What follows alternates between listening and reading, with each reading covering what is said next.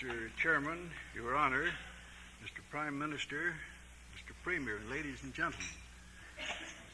This is undoubtedly an historic gathering in the story of the 50 years of the province of Saskatchewan. We are all delighted, of course, to have the Prime Minister of Canada here on this occasion. And it's a great pleasure to me, and I'm sure it's a great pleasure to all who are here, to meet the men and the women, too, from every part of the province who have, through the years, taken a prominent part in the public affairs and represented the people in the legislature and in the Parliament of Canada. You know, it's often said that a man can't be successful in public life unless he has a good wife. Well, I thoroughly agree with that statement, sir, but I do know of some outstanding examples in the country where men reached the pinnacle of prominence in Canada, in the public life of Canada, without having a wife at all. Of course, the only thing a person can say to that is that these were exceptions which prove the rule. Now, a great deal has been said. I've heard a lot today about the Jubilee year, and it's very difficult for one to say anything that hasn't already been said. But we do know that in every part of the province, people have been celebrating the inauguration of the province 50 years ago. It was in September 1905 that the inauguration was celebrated here. In the park across the street from the hotel where we are gathered, a grandstand had been erected, and it was here that Sir Wilfrid Laurier addressed the assembled children in the morning. And in the afternoon, the occasion was celebrated in the exhibition grounds, where Earl Grey, the Governor-General of Canada, and Sir Wilfrid Laurier addressed the assembled crowd. Many celebrations of the event have taken place throughout this year. These celebrations have been characterized by tributes to the early pioneers, to recalling of historic events in the various localities, and expressions of gratitude for the many blessings enjoyed during the years that are past. I sometimes wonder at the interest which has been taken in the Jubilee, as few men and women are here today who were here in 1905. Crowds have gathered in many places where there was no settlement in 1905. The interest taken is, of course, an indication that the people generally are proud of the history of their province and of the development which has taken place in 50 years, which, after all, is a short period in the history of a country. I often think of the early settlers in the city of Regina and surrounding country as I knew them, and indeed of the pioneers in all the centers of early settlement with which I was familiar. They were a law-abiding and Christian people and exercised a great influence in shaping the minds and habits of the generations which followed them. Now, I think it would be appropriate for me, in the 1 or 2 minutes that I've got left, I don't know how time flies, because it's very difficult to say anything in 5 minutes.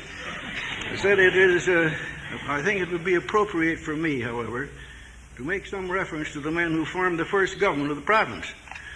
I'm sorry that the time allotted to me will not permit me to refer to the Northwest Council, provided by the Northwest Territories Act in 1875, to its gradual development to an elected assembly, and to the growth towards responsible government.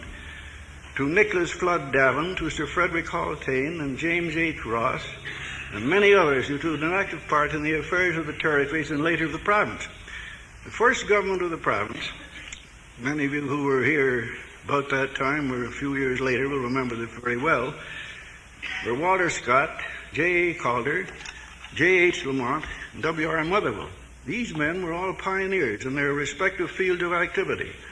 Mr. Scott came west from the county of Middlesex, in the province of Ontario, first of all to Portage-la-Prairie, and later to Regina, where he was engaged in newspaper work for a while, and finally went to Moose Jaw for a while. But in 1895, he purchased the Regina Leader. In 1900, he was elected to the House of Commons for Western Assiniboia. Was again elected in 1904. He was distinguished as a Western representative in Parliament and took a leading part in the passing of the acts creating the provinces of Alberta and Saskatchewan. September 1905, he formed the first government of the province and continued as Premier until the fall of 16, when he retired because of ill health.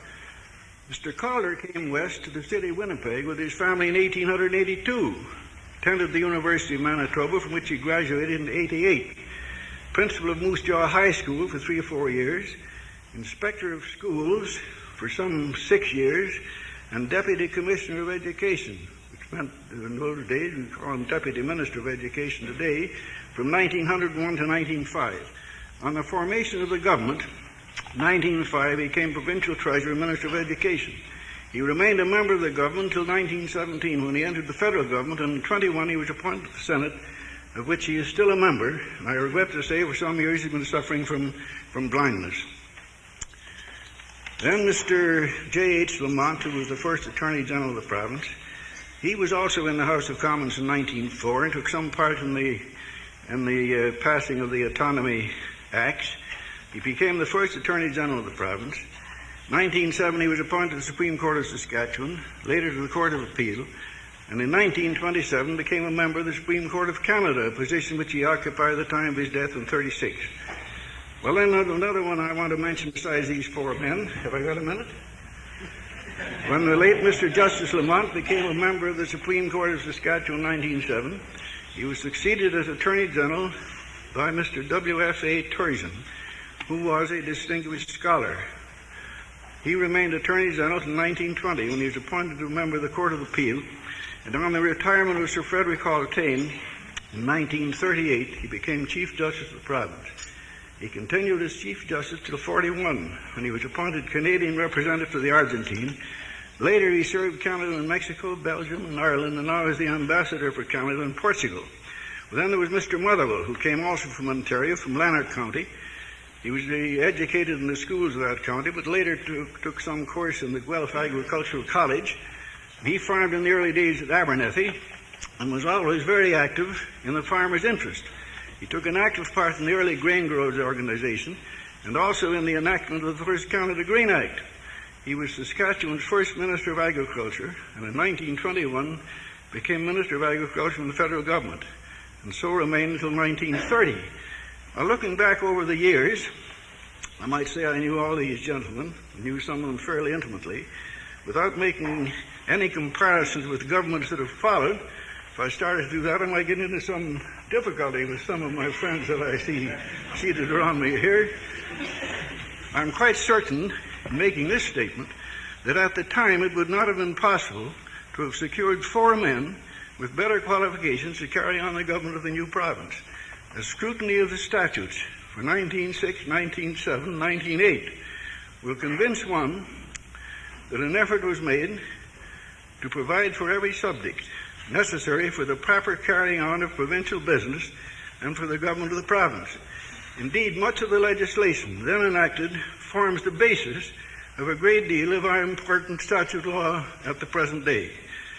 It is to the credit of these men that during the years of office and in subsequent years, no doubt has ever been cast upon their efforts to carry on the business of the province in the interests of the people generally. Mr. Chairman, I hope I haven't